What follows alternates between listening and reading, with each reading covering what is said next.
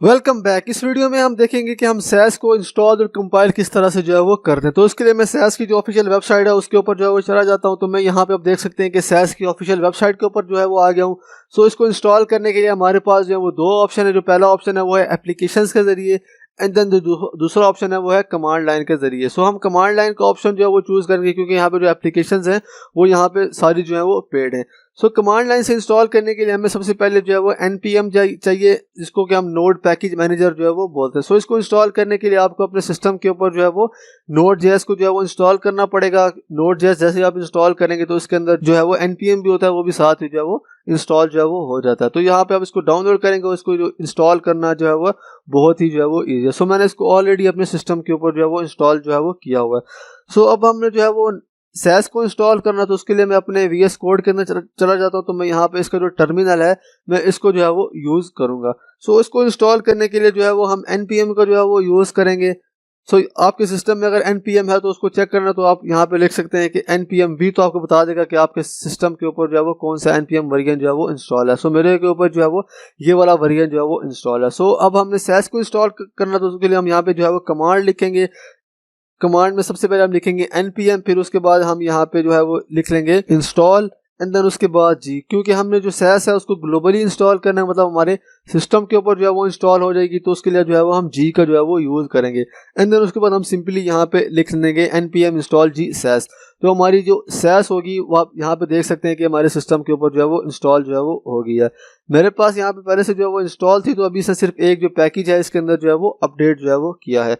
सो आप देखना चाहते हैं कि आपके सिस्टम में सैस इंस्टॉल है कि नहीं, तो आप यहाँ पे सिर्फ लिखेंगे सैस। सो आप इंटर करेंगे तो यहाँ पे इससे रिलेटेड जो ऑप्शन होंगे वो आपको सारे जो है वो बता देगा। सो अभी हम देखेंगे कि हम जो सैस है इसको कंपाइल जो है वो किस तरह से जो है वो करते हैं।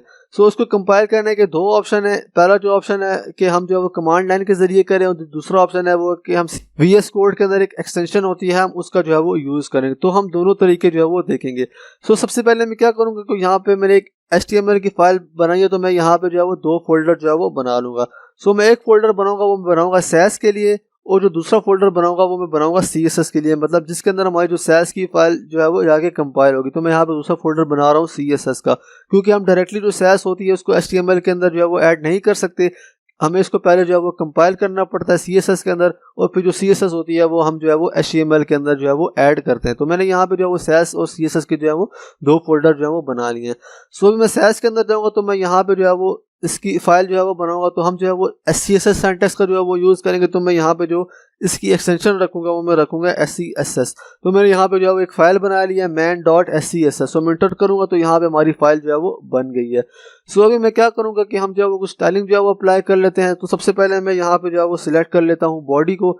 इसके ऊपर मैं जो है वो कोई बैकग्राउंड कलर जो है वो अप्लाई कर लेता हूँ। मैं यहाँ पे लिख लेता हूँ background colour crimson and then उसके बाद जो मैंने यहाँ पे HTML के अंदर जो है H1 डाला है, इसके ऊपर मैं कोई कलर अप्लाई कर लेता हूँ। मैं यहाँ पे लिख लेता हूँ H1 एंड देन मैं इसका कलर रख लेता हूँ वाइट एंड देन उसके बाद मैं यहाँ पे इसको टेक्स्ट अलाइन सेंटर जो है वो कर लेता हूँ। मैं यहाँ पे लिख लेता हूँ टेक्स्ट अलाइन सेंटर।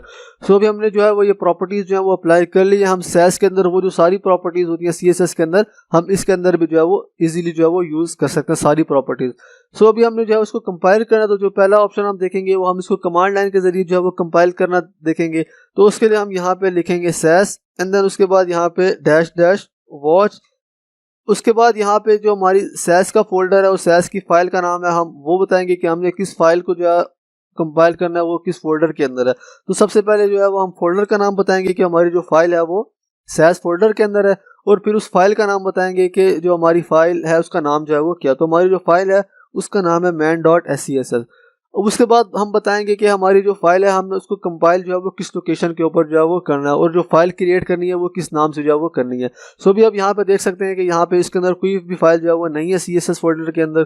तो हम बताएंगे कि हमने जो है वो CSS के अंदर जो है वो इस फाइल को जो है वो कंपाइल करना है, और साथ में हम नाम बताएंगे कि हमने जो न्यू फाइल बनानी है वो किस नाम से हो CSS की। तो मैं यहाँ पे लिख लेता हूँ CSS एंड देन उसके बाद मैं यहाँ पे जो नाम रखूंगा मैं रख लूँगा style.css। सो इसको मैंने जो कमांड है मैंने पूरी लिख ली, तो मैं एंटर दबाऊंगा तो यहाँ पे आप देख सकते हैं कि ये compiled Sass to CSS। So यहाँ पे आप देख सकते हैं कि यहाँ पे Sass is watching for changes.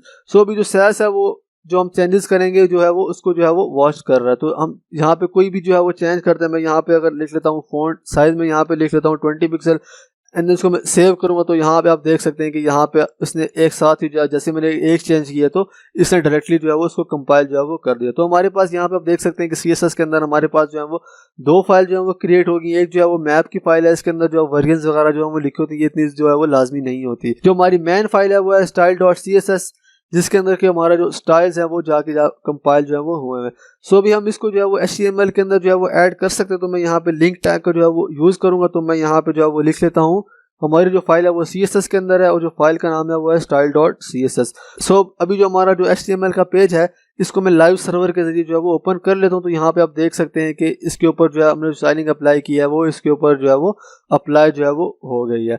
So अभी हमने यहाँ पे पहला तरीका देखा है कि हम किस तरह से कमांड लाइन को यूज़ करके जो है वो सैस को जो है वो CSS के अंदर जो है वो कंपाइल कर सकते हैं। अभी हम जो है वो दूसरा तरीका देखते हैं कि हम जो VS कोड है उसके अंदर जो एक्सटेंशन मिलती है उसको यूज़ करके हम किस तरह से जो है वो कंपाइल कर सकते हैं। तो मैं यहाँ पे जो CSS के अंदर जो फाइल्स क्रिएट हुई हैं मैं इनको यहाँ से जो है वो डिलीट कर देता हूँ।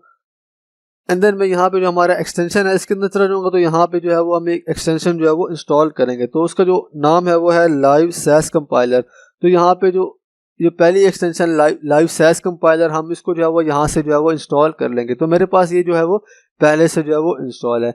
एंड देन उसके बाद यहाँ पे नीचे जाएंगे सेटिंग्स के ऊपर। तो यहाँ पे आप देख सकते हैं कि यहाँ पे सेटिंग शो हो रहा है। एंड इसके ऊपर क्लिक करेंगे तो यहाँ पे जेसन का जो फॉर्मेट होगा हम यहाँ पे ओपन कर लेंगे।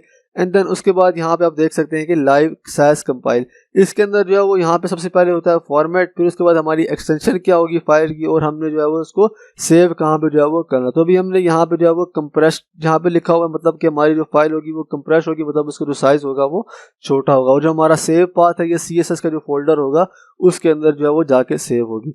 एंड देन इसका जो नाम होगा वो जो सेम होगा हमारा जो main.css है, तो इसी नाम से वहाँ पे जाके जो दूसरी फाइल होगी main.css के नाम से जाके जो है वो यहाँ पे बन जाएगी। तो मैं यहाँ पे जो है उसको स्टॉप कर लेता हूँ।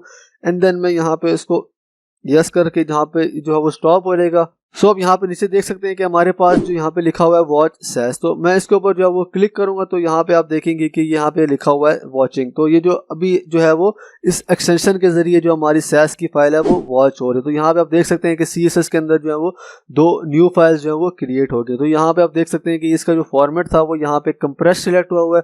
तो यहाँ पे जो कंपाइल होके मैं फाइल मिली है वो कंप्रेस फॉर्मेट में है। सो अभी मैं अपने ब्राउज़र में दोबारा से चला जाता हूँ तो यहाँ पे आप देख सकते हैं कि यहाँ पे स्टाइल जो है वो अप्लाई नहीं हुआ। इस तरह से नहीं हुआ क्योंकि हमने जो यहाँ पे फाइल ऐड की थी वो style.css की थी। अभी हमने इसका नाम चेंज करके main.css जो है वो करना है। सो इसको मैं दोबारा से सेव किया तो यहाँ पे आप देख सकते हैं कि दोबारा से यहाँ पे हमारा जो वेब पेज था उसके ऊपर जो स्टाइल है वो अप्लाई जो है वो हो गया है।